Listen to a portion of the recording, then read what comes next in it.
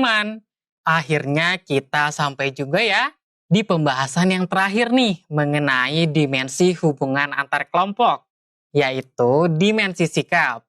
Nah, kira-kira dimensi ini sama nggak ya dengan dimensi perilaku? Daripada kalian bingung, yuk kita mulai bahas. Nah, supaya kalian tidak bingung, kita coba lihat kembali yuk masing-masing definisi dari sikap maupun perilaku. Oke, kita mulai dari sikap nih teman-teman.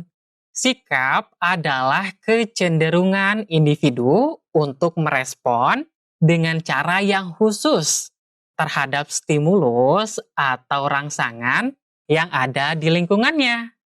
Nah, kemudian kita ke sini teman-teman, karena masih dalam bentuk kecenderungan, maka sikap ini tertutup alias tidak dapat dilihat secara langsung oleh mata ataupun panca indera kita nih teman-teman. Kemudian sikap juga dapat berupa mendekat atau menghindar terhadap suatu hal. Dapat juga merupakan sebagai sebuah respon, baik positif maupun negatif terhadap keadaan sosial. Nah, kemudian nih teman-teman, sebuah sikap akan menghasilkan perilaku. Nah, perilaku itu apa sih? Ini ya, kita ke sini. Perilaku adalah hasil dari seluruh pengalaman dengan lingkungannya yang terwujud dalam bentuk pengetahuan dan tindakan. Nah, teman-teman, karena dimensi perilaku sudah kita bahas, maka yang akan kita bahas dalam video ini adalah sikapnya ya. Nah, teman-teman, kalian pernah nggak nih memiliki suatu pandangan terhadap seseorang atau kelompok tertentu? Misalnya nih, orang A ini dia terkenal dengan lambat dan lembut. Kemudian orang B ini terkenal sebagai orang yang kasar dan agresif. Kemudian orang C terkenal sebagai seseorang yang sangat pelit. Nah, teman-teman, bentuk penilaian tersebut dapat kita katakan sebagai prasangka ya. Prasangka merupakan bentuk dari sebuah sikap. Lalu, apa sih prasangka itu? Nah, teman-teman, selain prasangka nih, bentuk dari dimensi sikap ada juga stereotip. Tapi kita bahas prasangka terlebih dahulu ya. Prasangka adalah sikap bermusuhan yang ditujukan pada suatu kelompok tertentu atas dugaan bahwa kelompok tersebut mempunyai ciri-ciri yang tidak menyenangkan. Nah, ciri-cirinya seperti tadi yang kau sebutkan ya. Ada pelit, kemudian ada agresif, dan lain sebagainya. Nah, kemudian dugaan tersebut tidak didasari oleh pengetahuan, pengalaman, ataupun bukti yang memadai. Nah, kemudian pada kondisi yang lain nih, teman-teman, misalkan ada seorang perempuan. Nah, di masyarakat, perempuan ini dikenal sebagai seseorang yang memiliki sifat keibuan, kemudian penyayang, serta lemah lembut.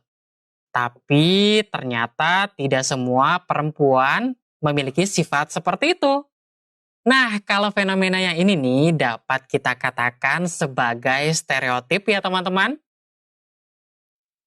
Nah, ini ya. Stereotip adalah citra yang kaku mengenai suatu kelompok ras atau budaya yang dianut tanpa memperhatikan kebenaran citra tersebut. Contohnya tadi ya teman-teman seperti yang sudah kau sebutkan. Misalnya seorang perempuan yang terkenal sebagai sosok yang ramah, kemudian keibuan, penyayang, serta lemah lembut. Padahal tidak semua perempuan seperti itu. Nah, sebaiknya nih teman-teman, stereotip ini tidak ada dengan berbagai pertimbangan berikut. Yang pertama, stereotip ini tidak mengizinkan seseorang untuk menunjukkan kualitas dirinya. karena sudah dilekatkan oleh suatu citra yang kaku ya. Kemudian tidak ada manusia yang tidak ingin disamakan dengan manusia lainnya. Hal ini cukup jelas ya teman-teman. Nah, berikutnya stereotip dapat memicu konflik dan membatasi suatu pergaulan. Dan keempat, menjadi subjektif serta salah dalam mengambil keputusan. Oke, teman-teman, itulah penjelasan mengenai dimensi sikap yang bentuknya ada prasangka dan stereotip. Selain ini, ada juga partikular dan eksklusivisme nih teman-teman. Penasaran kan? Kak Oki akan bahas di video selanjutnya ya. Dadah!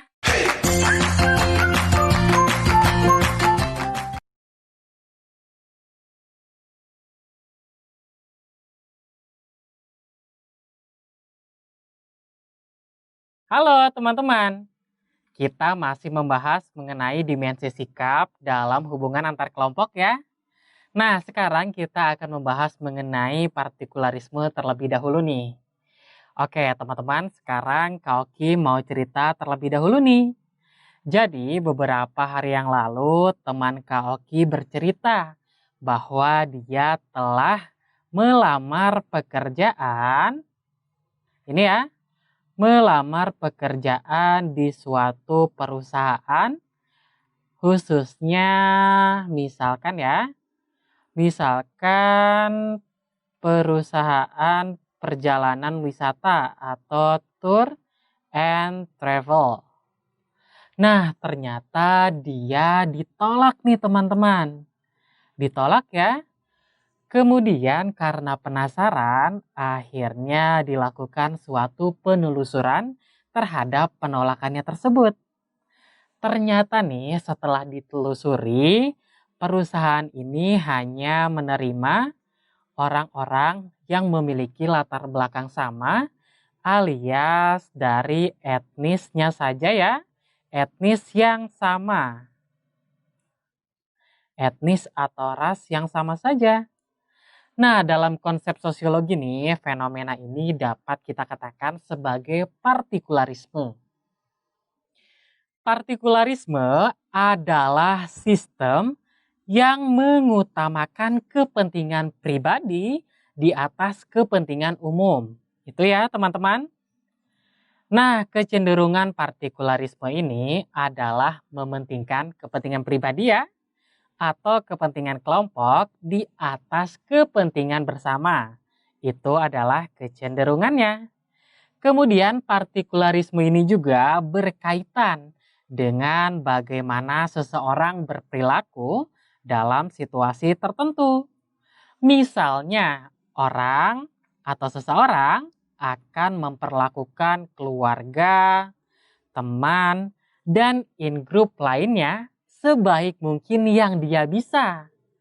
Tetapi dia juga bisa membiarkan orang lain untuk mengurus dirinya sendiri. Seperti itu ya teman-teman. Dalam sudut pandang sosiologi, sikap dan pandangan partikularisme ini cenderung memicu konflik nih teman-teman. Ini ya, jika kondisi ini tidak diimbangi dengan cara pandang dan sikap untuk saling menghargai pada antar individu ataupun antar kelompok, maka partikularisme ini akan mendorong cara pandang seseorang untuk subjektif dan tidak objektif terhadap suatu anggota kelompok lainnya. Seperti itu ya. Nah, contohnya nih teman-teman. Misalkan di kelas, ini ya, anggaplah ini adalah siswa yang ada di kelas. Ketika di kelas ada pembagian sebuah kelompok, ada seseorang yang diacuhkan nih atau tidak diterima sebagai anggota kelompok tertentu karena dia beda secara fisik nih. Misalkan ini ya warna rambutnya. Beda kan warnanya? Nah, padahal dia memiliki kemampuan yang sama dengan siswa lainnya. Tindakan ini juga dapat kita katakan sebagai partikularisme nih teman-teman. Kemudian bisa saja siswa ini melaporkan kepada guru yang berwenang karena tidak dianggap oleh teman-teman yang lainnya. Padahal siswa ini mampu untuk bekerja sama. Oke, teman-teman, seperti itu ya. Nah, itulah partikularisme yang bisa muncul pada dimensi sikap dalam hubungan antar kelompok. Nah, lalu bagaimana dengan eksklusivisme ya? Kauki akan membahasnya di video selanjutnya. Dadah!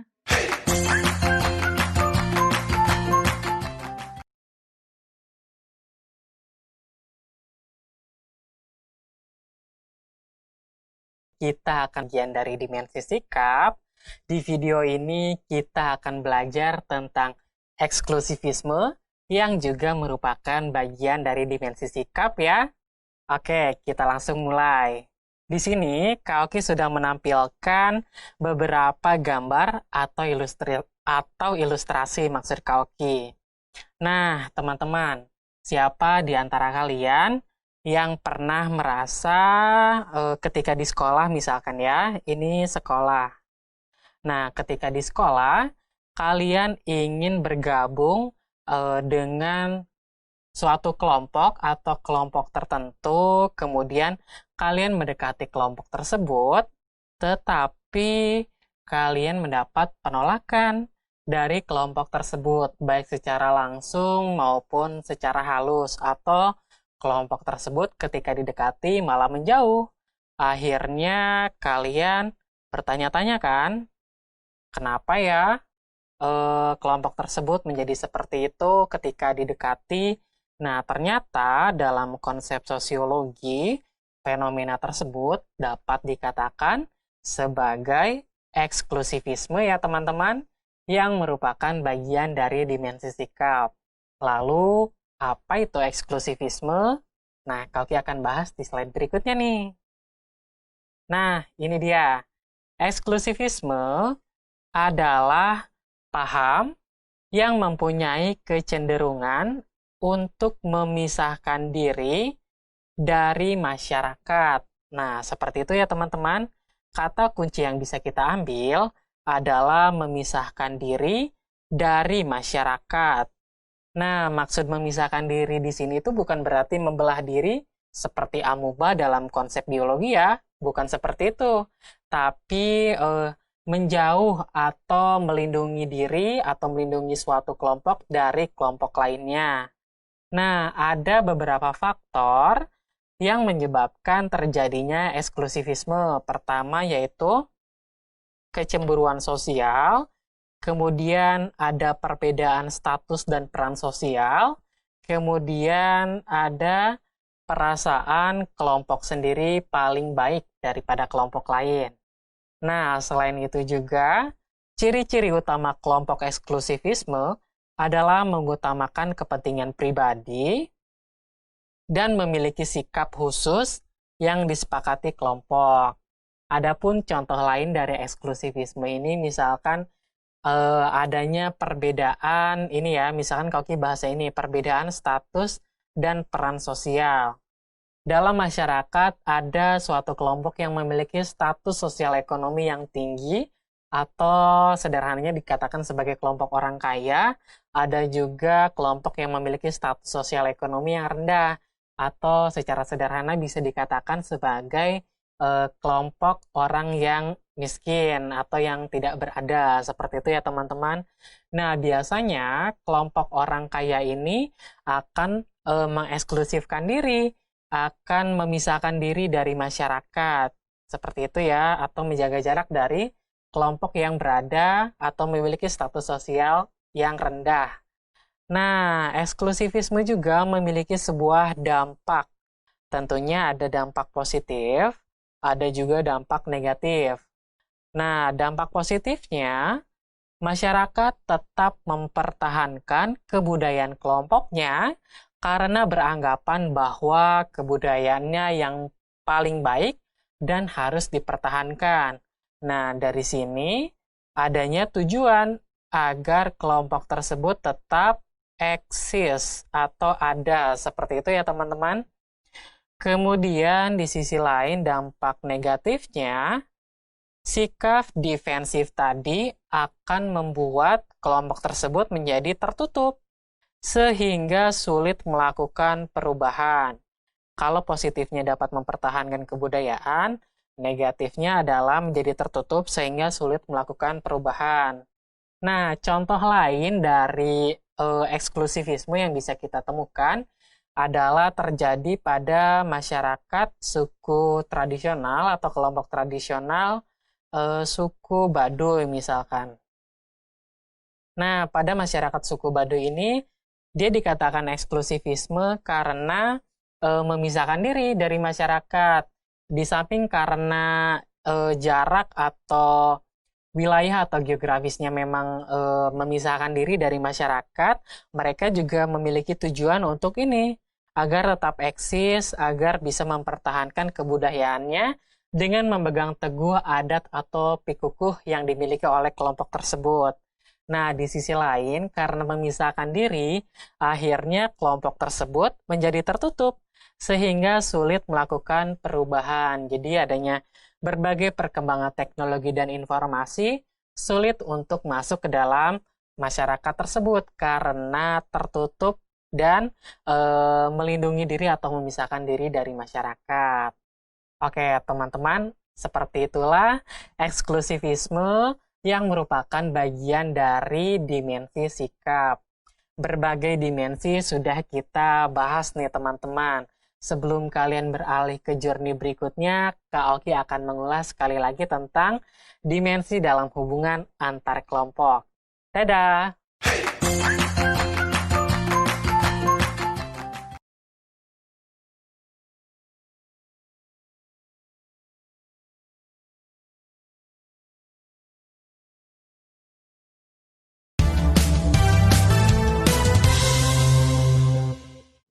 Halo teman-teman, berjumpa lagi nih dengan Kak Oki.